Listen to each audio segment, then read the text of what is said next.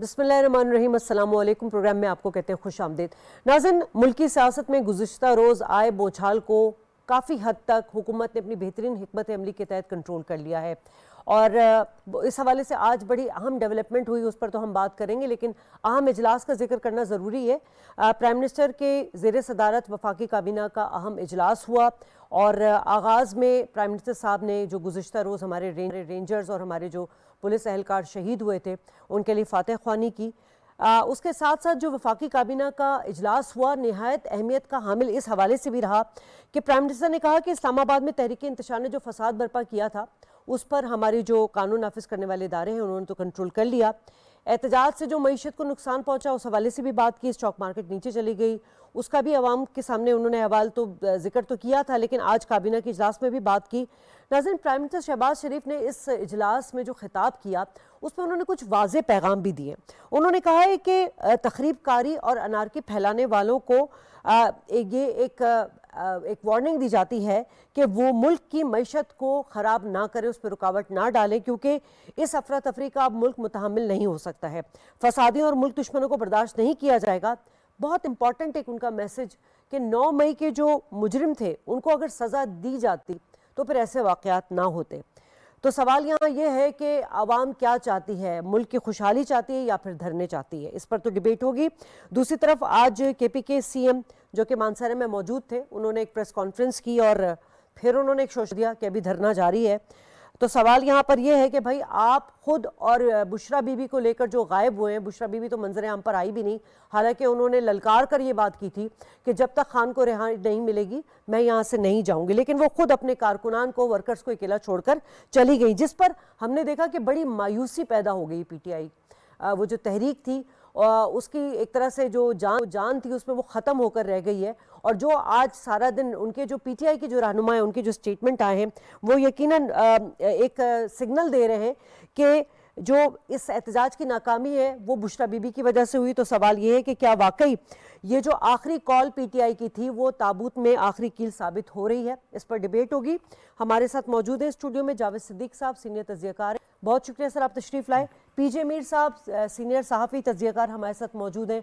PJ Mir साहब, आपको भी बहुत शुक्रिया अदा करना चाहती हूँ। जावेद साहब, आपकी सीनियरिटी का फ़ायदा उठाते हुए ये जो आज काबीना का इजलास हुआ है, वफाकी काबीना का, इसको जो मौजूदा तनाजुर है, सियासी सूरत हाल की बात करी, उसमें कैसे देख रहे हैं आप?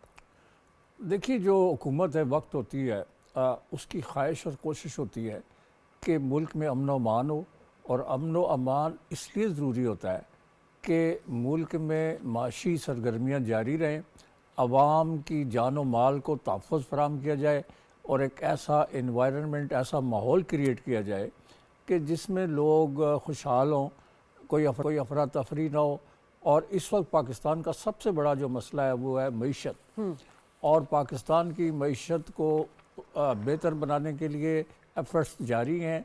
बैरून मुल्क से हमें इमदाद की ज़रूरत है, इन्वेस्टर्स की ज़रूरत है। हमारी बहुत ही ज़बरदस्त कोशिश है कि बैरून मुल्क से सरमायाकारी आए, और SIFC, वफाकी काबीना और सारी हुकूमतें ये कोशिश कर रही हैं कि बैरून मुल्क से हमें सरमायाकारी हासिल हो ताकि मुल्क से बेरोज़गारी ख़त्म हो और इन्वेस्टर्स का कॉन्फिडेंस, मुल्की और गैर मुल्की इन्वेस्टर्स का कॉन्फिडेंस जो है वो बहाल हो। ऐसी सूरत हाल में जब सियासी अदम इस्तेकाम हो, अफरा तफरी हो, गिराओ जलाओ हो और सड़कों पे उधम मचा हुआ हो, तो यकीनन जो इन्वेस्टर्स हैं उनके लिए एक नेगेटिव सिग्नल होता है, एक मनफी उनके लिए पैगाम होता है। तो मैं ये समझता हूँ कि जो प्राइम मिनिस्टर ने बात की है वो दुरुस्त है कि ऐसे वक्त में जबकि मईशत संभल रही है, अच्छे इशारे हैं, बैरून मुल्क से तफसीलात ज़र में इजाफ़ा हो रहा है, महंगाई में कमी हुई है और शरह सूद कम कर दी गई है। अब लोग जो हैं इंडस्ट्रियलिस्ट और बिजनेसमैन वो किराया ले के कर्ज़ा और उससे इंडस्ट्री लगा रहे हैं, और बहुत से अच्छी बातें हो रही हैं, लोगों में कॉन्फिडेंस आ रहा है। और इस माहौल में अगर ये कर दिया जाए जैसे कि PTI ने किया तो अफसोसनाक है। दूसरी बात यह है कि PTI के जो पे दर पे एहतजाज हैं یعنی سیاسی جماعتیں احتجاج اس وقت کرتی ہیں، سڑکوں پہ اس وقت آتی ہیں جب ان کو پوری ان کی تیاری ہو، ان کو پتہ ہو کہ لوگ اس موڈ میں ہیں کہ وہ ان کا ساتھ دیں گے۔ یہ ہر 2 یا 3 یا 4 ویکس کے بعد کال دے دیتے ہیں کہ جی آئیں باہر نکلیں۔ اچھا ان کو پتہ ہے، اور یہ ناتجربہ کاری کی انتہا ہے کہ اتنے کم وقفوں کے بعد لوگ باہر نہیں آتے، اور خاص طور پر جب انوائرنمنٹ اتنا ہوسٹائل ہو اور ان کے لیے آسان نہ ہو کہ وہ مارچ کریں اور احتجاج کریں اور لوگوں کو ساتھ ملائیں، موبلائزیشن آسان نہ ہو، تو اس صورت میں وہ سوچتے ہیں کہ ایک وقفہ ہونا چاہیے اور ایک سوچ و بچار ہونا چاہیے۔ جیسے آپ نے کہا کہ پارٹی کے اندر افراتفری ہے، پارٹی کی لیڈرشپ میں اختلاف ہے، اور بہت سارے لیڈر اس فائنل کال سے پہلے، جسے وہ کہتے تھے ڈو اینڈ ڈائی کال ہے، اس سے پہلے بھی یہ ڈیبیٹ پارٹی کے اندر ہو رہی تھی کہ یہ مناسب وقت نہیں ہے۔ ٹھیک ہے پی جے میر صاحب، اب اچھی بات کی جاوید صاحب نے، اور میں اس کو آگے اس طرح بڑھاؤں گی کہ جمہوریت کا حسن ہے، تمام سیاسی جماعتوں کو احتجاج، دھرنے، جلسے جلوس کا حق ہے ایک تعمیری سیاست کے لیے، ایک خوش ملک کی بہترین ایڈوائسز کے لیے،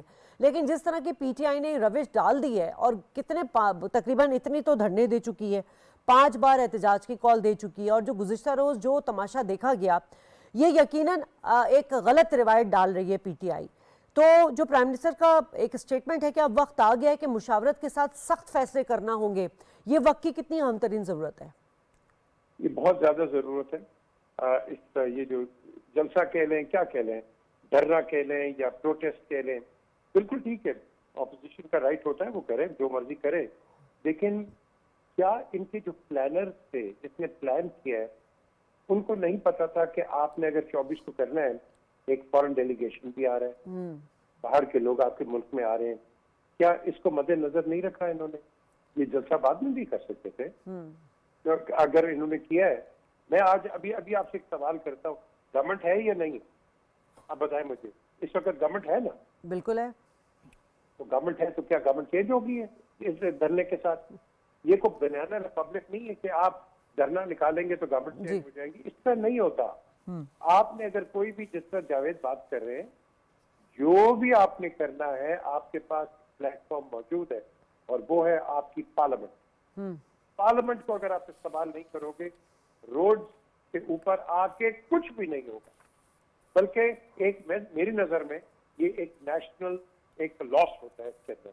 اب دیکھو نا، انٹرنیٹ بند ہو گیا، کتنے جو بتایا جا رہا ہے 2 بلین روپیز اے ڈے کا نقصان ہے کلوزر آف انٹرنیٹ۔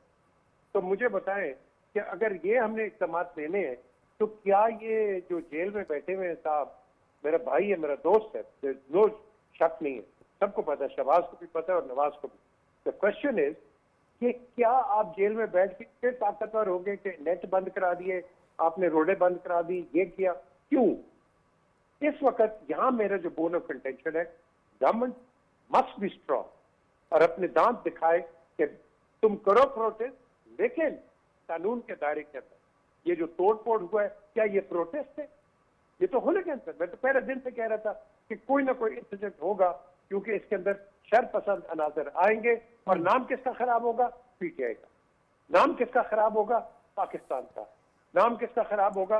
تو جی گورنمنٹ نے یہ کر دیا۔ اور بھائی گورنمنٹ نے کیا کیا؟ اگر آپ کے پاس اس قسم کے لوگ آگے ہیں تو کیا ہوگا مجھے بتائیں؟ گورنمنٹ ریئیکٹ تو کرے گی نا، اور وہ عوام کے لیے کرے گی، وہ اپنے لیے نہیں، لوگوں کے لیے، انکلوڈنگ پی ٹی آئی۔ تو یہ جو میں سمجھتا ہوں یہ ایل ٹائم ایک انسیڈنٹ ہے، اس کو نہیں ہونا چاہیے تھا۔ اور اس کے اندر بالکل I agree with prime minister کہ ان کے اندر آپ کو بیٹھنا ہے، آپ نے ایک دوسرے سے بات کرنی ہے۔ بات کے علاوہ یہ اٹ از ناٹ پاسبل۔ اب میں نے کئی گورنمنٹ کے منسٹر سن رہا ہوں، جی ہم بات نہیں کریں گے۔ اور بھائی کیوں نہیں کریں گے بات؟ آپ you the government, you the bigger brother, بالکل آپ کی ریسپانسبلٹی ہے، and you have to talk to the opposition. Opposition کا کیا کام ہے؟ اپوز کرنا۔ اپوزیشن کا کام بھی یہی ہے، اور کام تو ہے ہی نہیں ہے، ان کی ایک اوپینین ہے۔ Yours is a responsibility. تو اس دونوں کو ہم نے امیلگمیٹ کر کے آگے بڑھنا ہے، بیکاز جس طرح بھی وہ پرائم منسٹر بھی بات کر رہے تھے، انف از انف یار، بہت ہو گیا نقصان۔ اب we can't hang on and یہی آگے 2 ہفتے کے بعد پھر ایک کال آ جائے گی، پھر یہ ہوگا۔ This is not the answer. The answer is talking in the parliament. And that is the way forward. ठीक है जावेद साहब, आज प्रेस कॉन्फ्रेंस भी की गई आईजी इस्लामाबाद की जानिब से, कमिश्नर इस्लामाबाद की जानिब से, और जो एक facts and figure press conference पे रखे गए यकीनन वो भी बड़े खौफनाक हैं कि 1000 के करीब जो है वो शरपसंदों को गिरफ्तार किया, 954 शरपसंदों को गिरफ्तार किया गया है, 200 गाड़ियाँ पकड़ी गई हैं, 39 वेपन्स थे बड़े ख़तरनाक किस्म के। लेकिन सबसे जो ख़तरनाक चीज़ थी वो ये थी कि तकरीबन 37 के करीब जो है अफ़गानी उनको पकड़ा गया है। अब सवाल यहाँ ये होता है कि पाकिस्तान एक जमहूरी मुल्क है, जब आप बात करते हैं कि एहतजाज हमारा आइनी हक़ है, तो इस आइनी हक़ में या इस जलसे में, सो कॉल्ड जलसे में, ये गैर मुल्कियों का क्या काम है, इसके पीछे क्या मकासद थे? देखिए, ये मेरा ख्याल है गवर्नमेंट को अंदाज़ा था कि जो KPK से जहाँ पे इनकी हुकूमत है PTI की, वहाँ से जो क्राउड आता है उसमें बहुत से ऐसे अनासर शामिल हो जाते हैं जिनका ताल्लुक़ पाकिस्तान से नहीं है, और उनको अंदाज़ा था कि अफ़गान नेशनल या किसी और मुल्क के लोग जो हैं वो इसमें स्नीक इन कर जाएंगे, इसमें दाखिल हो जाएंगे। तो उन्होंने पहले ही वार्न किया था कि अगर गैर मुल्की अनासर मुतहर्रक हुए या उन्होंने कोई गड़बड़ फैलाने की कोशिश की तो उनसे सख्ती से निपटा जाएगा।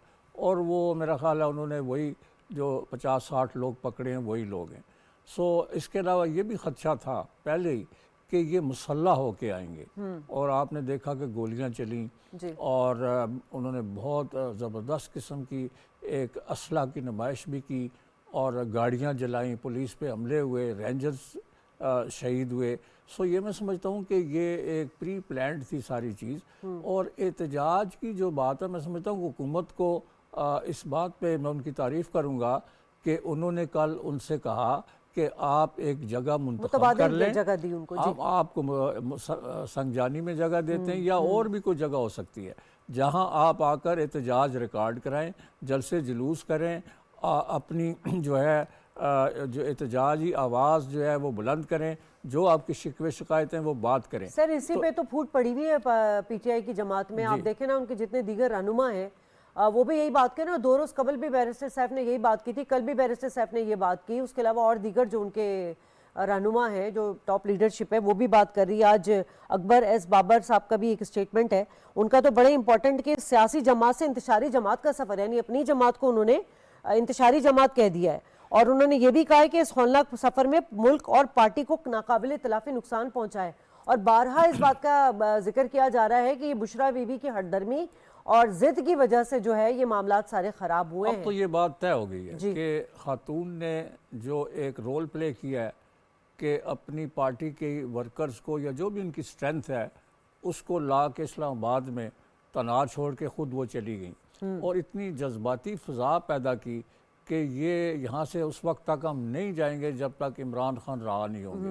अब सवाल ये है कि आपके पास इतनी बड़ी तादाद में अफरादी क़ुव्वत नहीं है, आप इतनी बड़ी तादाद में लोगों को मोबिलाइज़ नहीं कर सकते कि उसके प्रेशर से हुकूमत जो है वो तब्दील हो जाए, या ये कि उस हुकूमत को मफलूज कर दें और आपके जो आपकी डिमांड्स हैं, मुतालबात मंजूर कर लिए जाएँ। तारीख़ में ऐसा हो चुका है, लेकिन यहाँ नहीं हो सकता, और ना इसके लिए वो अवामिल मौजूद है, ना माहौल मौजूद है। ईरान में मसला इमाम ख़ुमैनी जब आए थे तो उन्होंने अपने अवामी दबाव के तहत, जिसमें कि मिलियंस करोड़ों के लोग असहाब से लोग जो है सड़कों पे आ गए थे, जिससे शाह ईरान की हुकूमत बिल्कुल मफलूज होकर रह गई थी और उनको मुल्क से फ़रार होना पड़ा।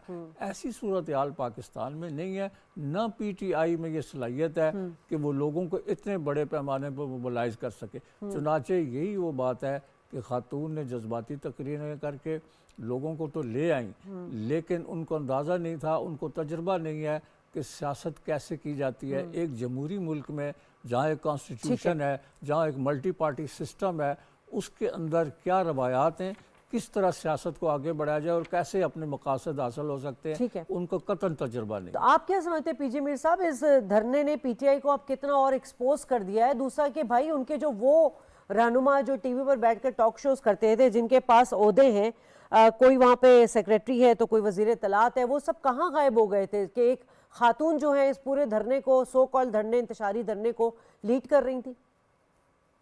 دیکھیں یہ سارے ویٹ کر رہے تھے کہ اگر گورنمنٹ کو ریسٹرکشن نہیں لگائے گی یہ سب بینڈ ویگن پہ چڑھ جائیں گے. جب ان کو پتہ چل گیا کہ بھائی کنٹینرز ہیں، رستے بند ہو گئے اور یہ بھاگ گئے، تو جب پارٹی کے ساتھ آپ اسی وقت کھڑے ہوتے ہو جب پارٹی گری ہوتی ہے، اس کا نام ہوتا ہے پولیٹیکل پارٹی. آپ نے نون کا دیکھا نہیں کہ نون کی لیڈرشپ بھاگی تھی کہیں؟ ادھر ہی تھی.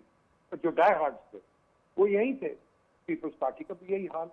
یہ لٹمس ٹیسٹ تھا پی ٹی آئی کا کہ آپ کھڑے ہو. دیکھو with the greatest of respect, Bushra be be is a know body, she is a house wife.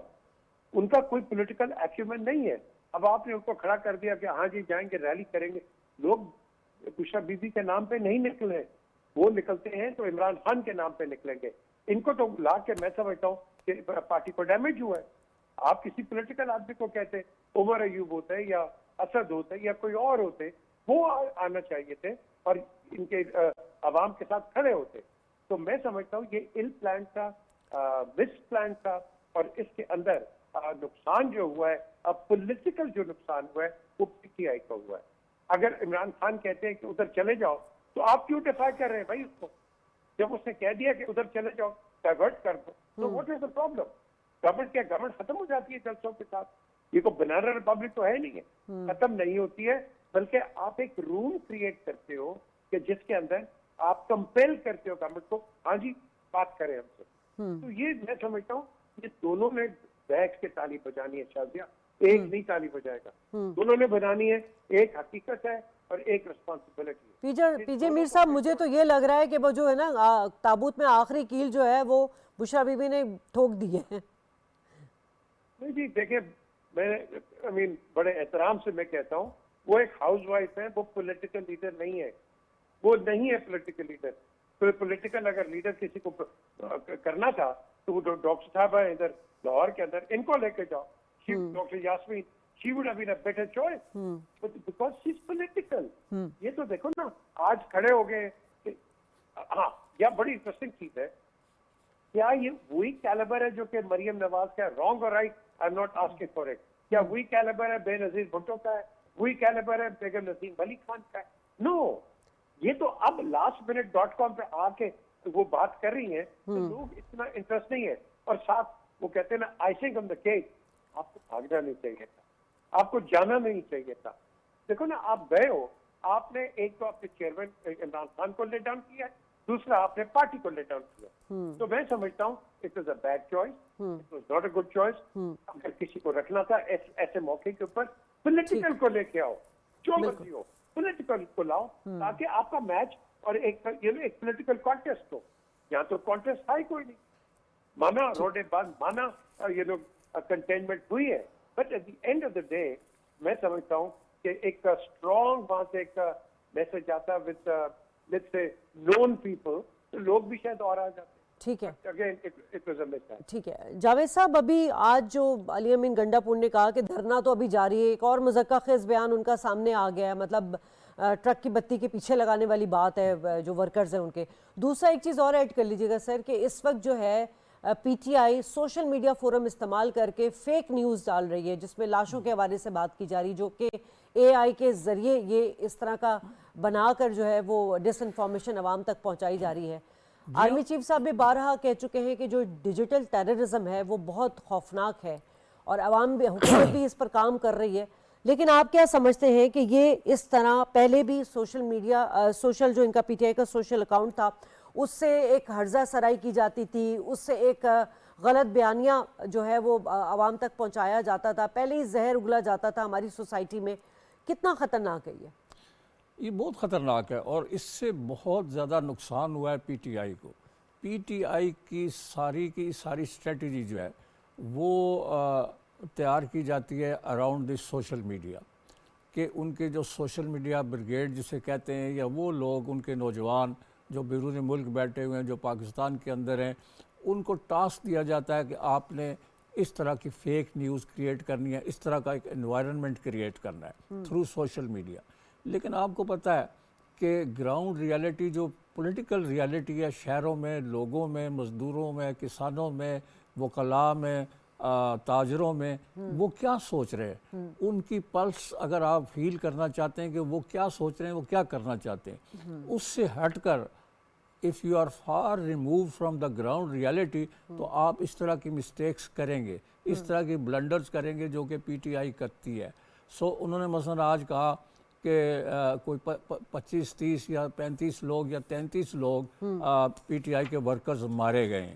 سوال یہ ہے کہ وہ وزیر داخلہ نے ان کو چیلنج کیا اور کہا کہ بتائیں کہ وہ مرے ہوئے لوگ، وہ لاشیں کہاں ہیں، وہ ان کے لوگ آئیں اسپتالوں میں آئیں اور دیکھیں.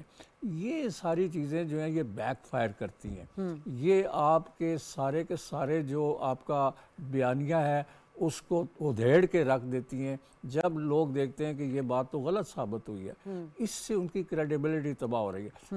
نا تجربہ کاری جو ہے، سیاسی نا تجربہ کاری، وہ اپنے عروج پر ہے.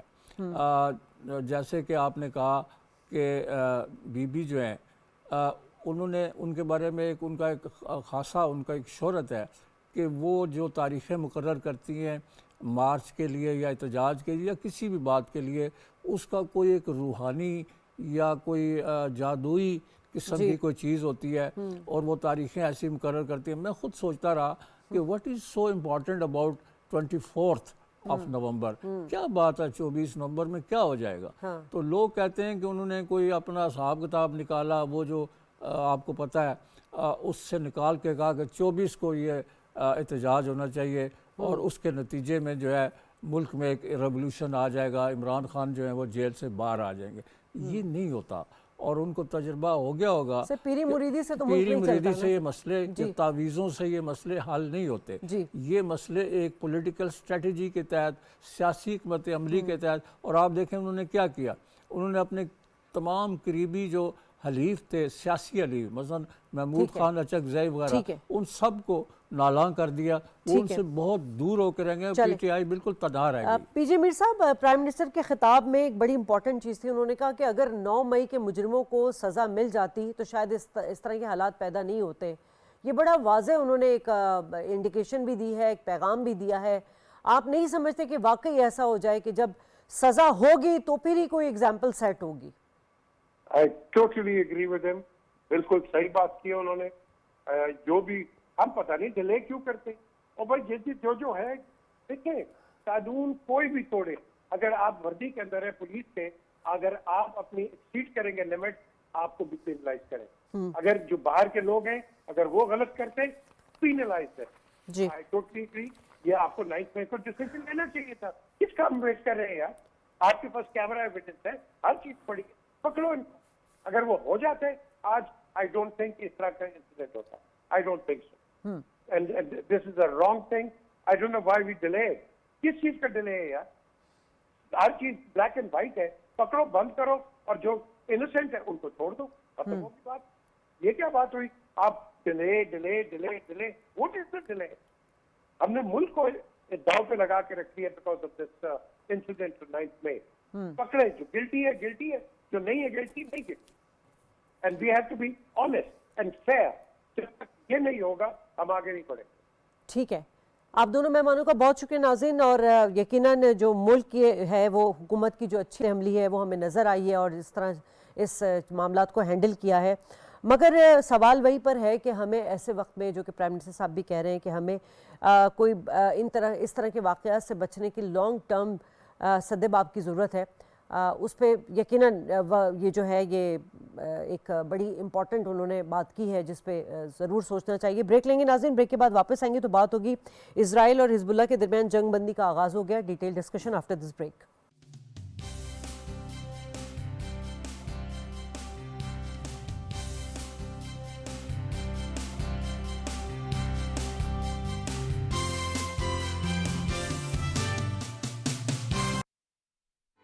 وزیر اعظم محمد شہباز شریف کی فلسطینی اور لبنانی بہن بھائیوں کی مدد میں حکومت پاکستان کا ساتھ دینے کی اپیل. فلسطین اور لبنان اس وقت اسرائیلی جارحیت کا شکار ہیں. ایسے میں زخمی اور بے گھر افراد ہماری فوری امداد کے منتظر ہیں. متاثرین کے لیے ٹینٹس، کپڑے، کمبل اور ادویات سمیت اشیاء خورنوش عطیہ کریں۔ آئیے اس کاوش میں حکومت کے ہم قدم بنیں۔ متاثرہ بہن بھائیوں کے لیے بڑھ چڑھ کر اس کار خیر میں حصہ ڈالیں۔ اپنے عطیات اور فنڈز درج ذیل اکاؤنٹ میں جمع کروائیں۔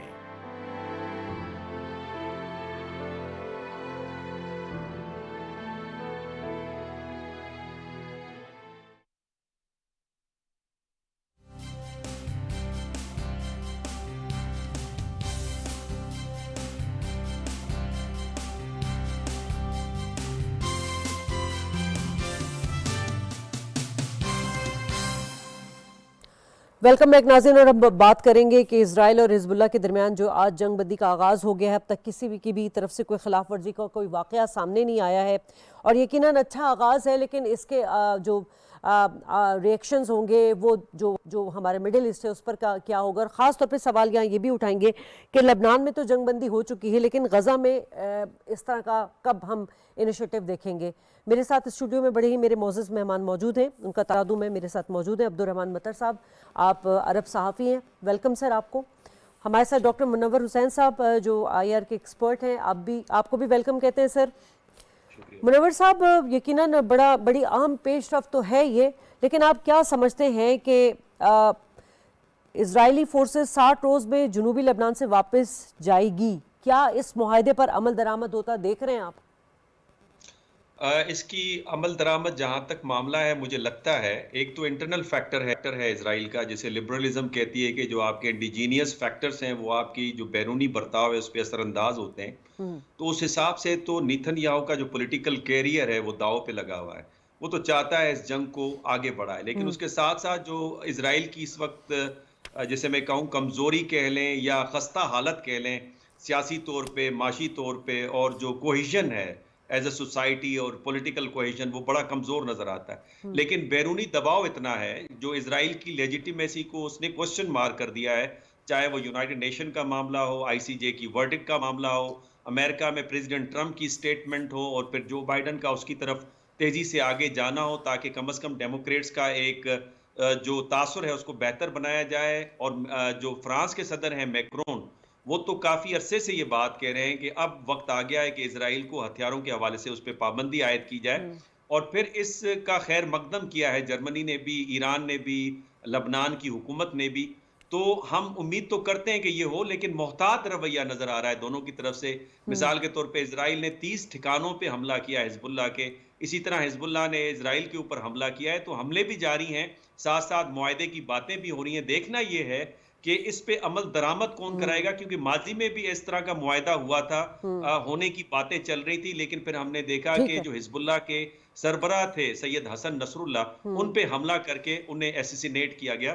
تو کیا یہ تو نہیں ہے کہ اس بار پھر کوئی نیتن یاہو اس طرح کا کوئی معاملہ کرے جس سے انٹرنیشنل ایفرٹس جو ہیں وہ متاثر ہو جائیں؟ ٹھیک ہے، تو عبدالرحمان صاحب، واٹ ڈو یو تھنک، آپ کی کیا ریڈنگ ہے جو کرنٹ سچویشن ہے اس میں سیز فائر ایگریمنٹ کو آپ کس طرح دیکھ رہے ہیں؟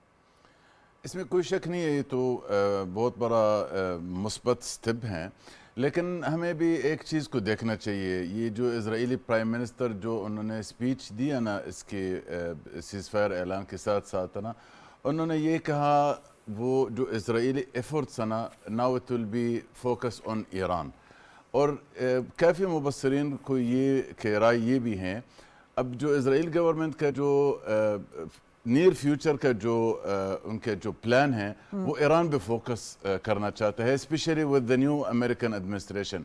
اب ان کے ذہن میں یہ ہے جو نیا امریکن ایڈمنسٹریشن ہے وہ بھی ان کے ساتھ تقریباً سیم تھنکنگ یا سیم پوائنٹ آف ویو رکھتا ہے، مطلب ایران از دا ایکسس آف ایول ان کے بقول ہیں، تو انہوں نے ایران پہ فوکس کرنا، اور اسپیشلی جب انہوں نے جیسے ابھی میرا کولیگ نے ابھی تھوڑی دیر پہلے بتا دیا، انہوں نے حزب اللہ تو کافی حد تک انہوں نے اس کو کمزور کیا گیا، اور جو انہوں نے شرائط رکھا اس معاہدہ میں حزب اللہ کا جتنا فائٹرز انہوں نے 30 کلومیٹر اسرائیلی بورڈر سے دور جانا، اور یہ جو آئندہ 60 دن ہے 7 دن ہیں انہوں نے American troops, French troops, United nation troops کے ساتھ انہوں نے بھی سپروائز کرنا، انہوں نے بھی دیکھنا۔ تو میرا خیال یہ تو بہت بڑا اہم سٹیپ ہے، بہت مثبت سٹیپ ہے، لیکن اس میں اس میں بھی ہمیں بھی دیکھنا چاہیے اس کے بعد کیا لائحہ عمل ہے, اس کے بعد کیا ایکشن ہے, اسرائیل کا جو پلان کیا ہے. اسپیشلی انہوں نے خود مطلب آج ان کی پرائم منسٹر خود اوپنلی ایران کے بارے میں بات کیا گیا, تو لہٰذا ہمیں دیکھنا چاہیے واقعی انہوں نے ایران کے لیے بھی سوچنا, کیونکہ ابھی تک ایران اور اسرائیل کا جو مابین جو حساب ہے نا ابھی تک وہ کلوز نہیں ہوا.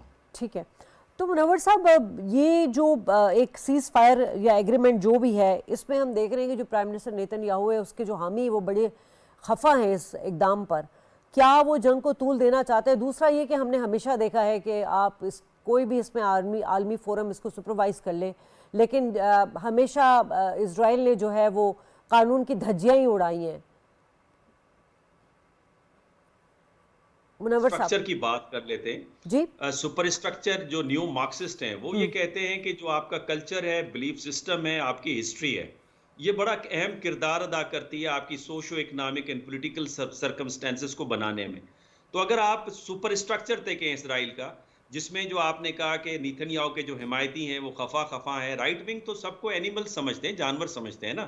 وہ کہتے ہیں کچھ اچھے جانور ہیں جو ہماری سپورٹ کر رہے ہیں اور کچھ برے جانور ہیں جو ہمارے خلاف لڑ رہے ہیں. تو لہٰذا انہوں نے تو خفا ہونا ہے, بیکاز ان کے عقیدے کے مطابق آخر کار فتح ان کی ہے اور دنیا کے اوپر رول ان کا ہے. دوسری بات آ جاتے ہیں کہ انٹرنیشنل کمیونٹی کے اوپر اصل میں پریشر یہ ہے کہ دیکھیں اس وقت جو ڈیموکریسی کا ماڈل ہے وہ کیا ہے, وہ ویسٹ کا ہے, وہ امریکہ کا ہے. امریکہ میں پہلی مینیفیسٹیشن ہوئی انلائٹنمنٹ کی, وہاں کے لوگ یہ کہتے ہیں کہ بھائی اس جنگ کو آپ رکوائیں.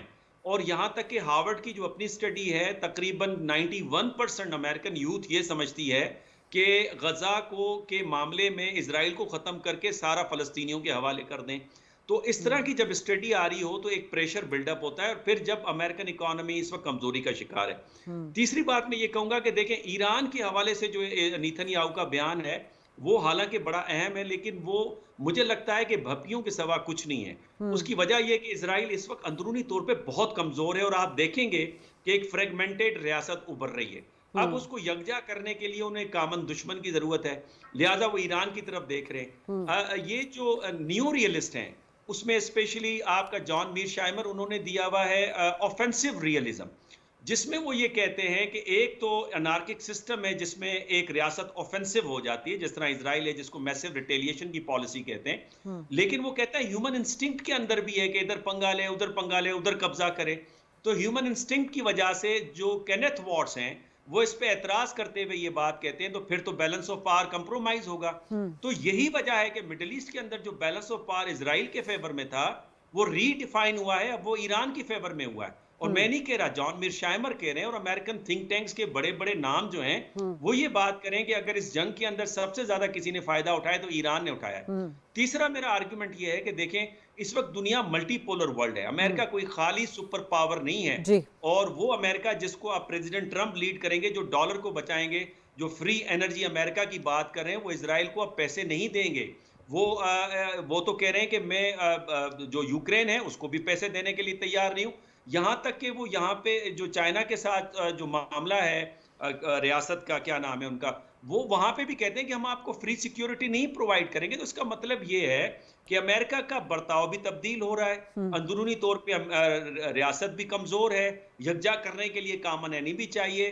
لیکن ملٹی پولیرٹی کے اندر سینٹر آف پاور صرف امریکہ نہیں ہے, دوسری پاورز بھی جن کی حمایت ایران کو حاصل ہے. اور ایران کا جو ڈیفنس سسٹم ہے اس نے اپنے آپ کو اسرائیل کے حملوں میں منوایا ہے.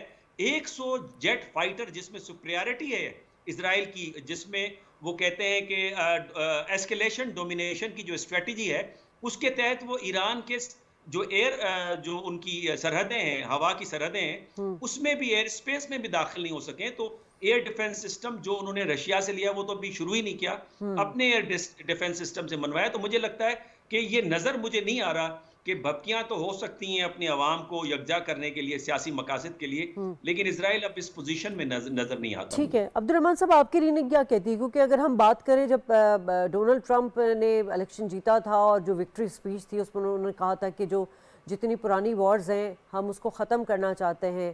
ان کا پوائنٹ یہ بھی تھا کہ جو غزہ پر جو جنگ ہو رہی ہے یا لبنان میں جو پھیل رہی ہے, جو مڈل ایسٹ میں پھیل رہی ہے اس کو, لیکن دوسری طرف آپ بات کر رہے ہیں کہ وہ ایران پر بھی فوکس کرنا چاہ رہا ہے.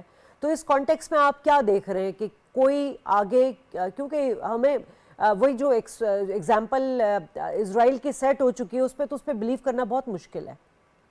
ठीक है, लेकिन हमें एक चीज़ को गौर से देखना चाहिए। ट्रंप का जो स्पीच, उन्होंने इजराइल को ये बताया भाई आप वॉर्स को फिनिश कर ले। उन्होंने इंद वाला लफ्ज़ को इस्तेमाल नहीं किया गया, और इसका मतलब ये है फिनिश द जॉब बना, मतलब ये जो आप जो ऑलरेडी कर रहा है आप उसको फिनिश कर लो। End of the war is, आपको मालूम होगा वो तो थोड़ा सा डिफरेंट होगा। इनका मकसद ये है आप ये चीज़ ख़त्म कर लो, हम आइंदा देखना नेक्स्ट क्या है, हमारा प्लान क्या है।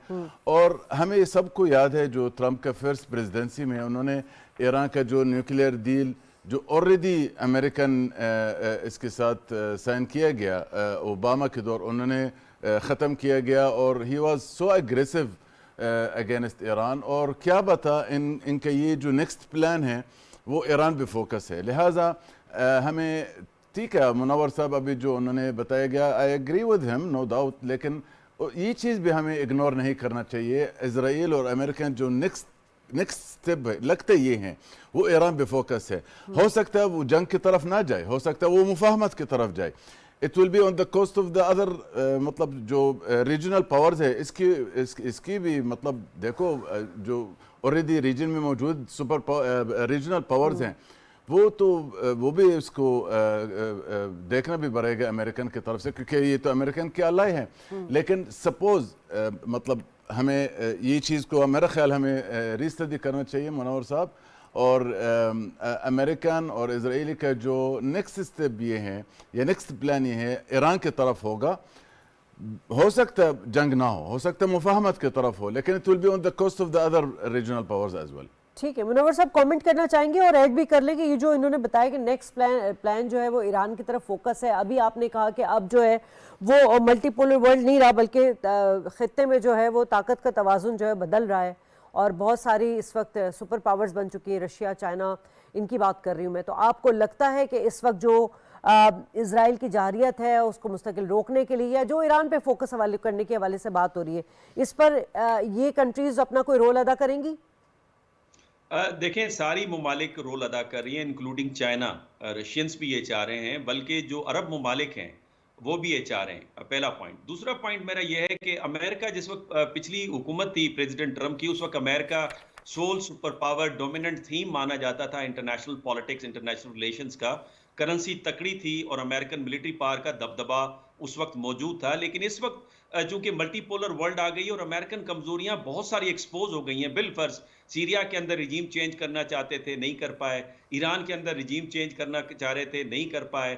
वो चाह रहे थे कि जो बाबुल मंदब है उसको अपने कंट्रोल में लें और रूसियों को सबक सिखाएं, वो नहीं कर पाए। वो चाह रहे थे कि यूक्रेन में रशिया को घेर कर मारें, वो नहीं कर पाए। इसके अलावा वो डॉलर की हुक्मरानी चाहते थे, लेकिन ब्रिक्स ने आपस में बार्टर ट्रेड के जरिए, अपनी लोकल करेंसीज के जरिए, इंक्लूडिंग अमेरिकन जो स्ट्रेटेजिक पार्टनर्स हैं, उन्होंने भी एग्जैक्टली अपने जो लोकल करेंसीज हैं उनको ट्रेड करना शुरू कर दिया। बिलफर्ज इंडिया को ले लीजिए कि 19 ममालिक के साथ अपनी करेंसी के साथ ट्रेड कर रहा है। फिर सबसे अगला जो इंपॉर्टेंट आर्गुमेंट है कि सऊदी अरब और ईरान का जो रिप्रोचमा है वो बड़ा इंपॉर्टेंट है। अरब वर्ल्ड अब तंग आ गई है, वो चाहती है कि भाई इकोनॉमिकली हम आगे बढ़ें। वो अपनी इकोनॉमी को डाइवर्सिफाई करना चाहते हैं ऑयल से इन्वेस्टमेंट की तरफ।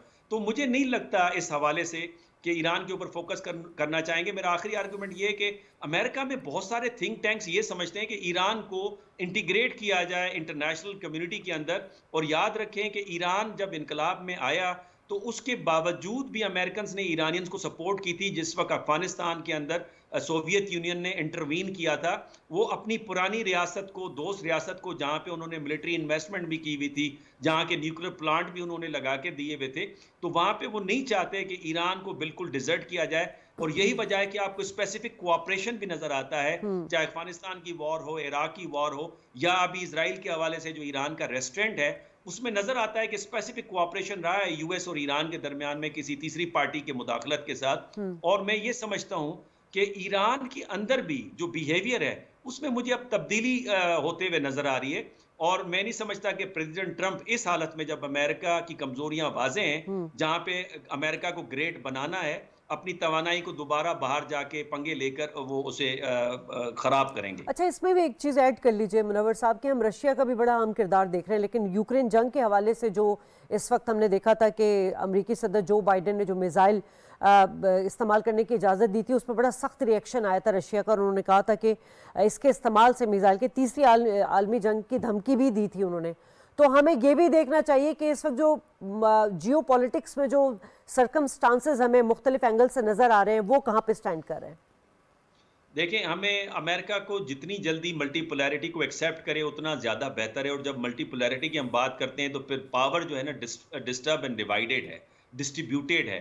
और अमेरिका अभी भी कहेगा कि हमने नहीं, अजारादारी को कायम रखना है, तो अमेरिका उसमें कामयाब नहीं होगा। यही इब्ने खुल्दून ने कहा है, ये जॉन पॉल कैनेडी ने अपनी किताब rise and fall of the great powers के अंदर बात कही है। देखिए, रशिया ने दो तरीके से रिएक्ट किया है। एक तो अपने डॉक्ट्राइन को तब्दील किया है, जो अपना न्यूक्लियर वेपन है या उसकी जो स्ट्रेटजी है उसका थ्रेशहोल्ड नीचे लेकर आए, और दूसरा उन्होंने बैलिस्टिक मिसाइल का इस्तेमाल करके उसकी डेमोन्स्ट्रेशन दी है। हमें ये बात जहन में रखनी चाहिए कि रशिया फार मोर सुपीरियर है कन्वेंशनल एंड न्यूक्लियर वेपन्स में as compare to the whole of Europe. और मैं नहीं समझता कि नेटो उस टेक्नोलॉजी को रीच कर पाएंगे जहां पे रशियंस खड़े।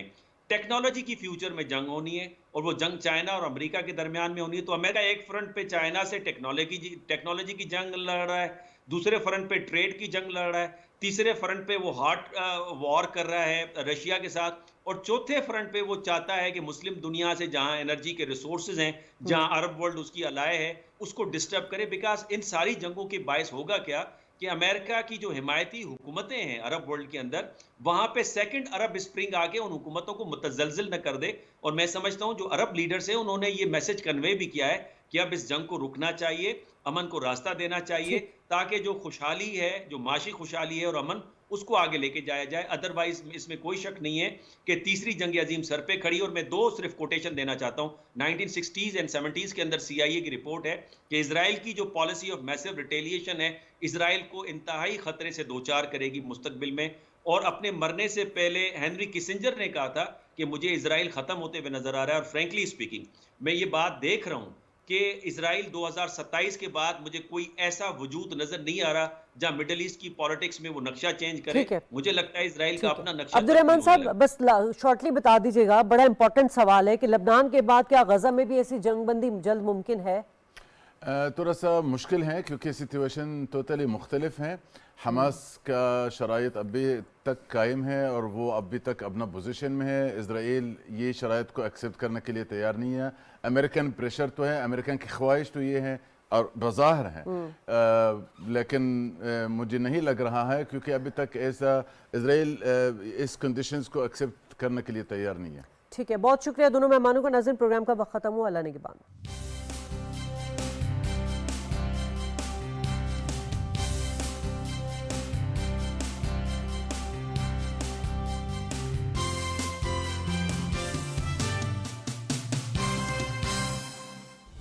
दुरुस्त हर वक्त बार वक्त।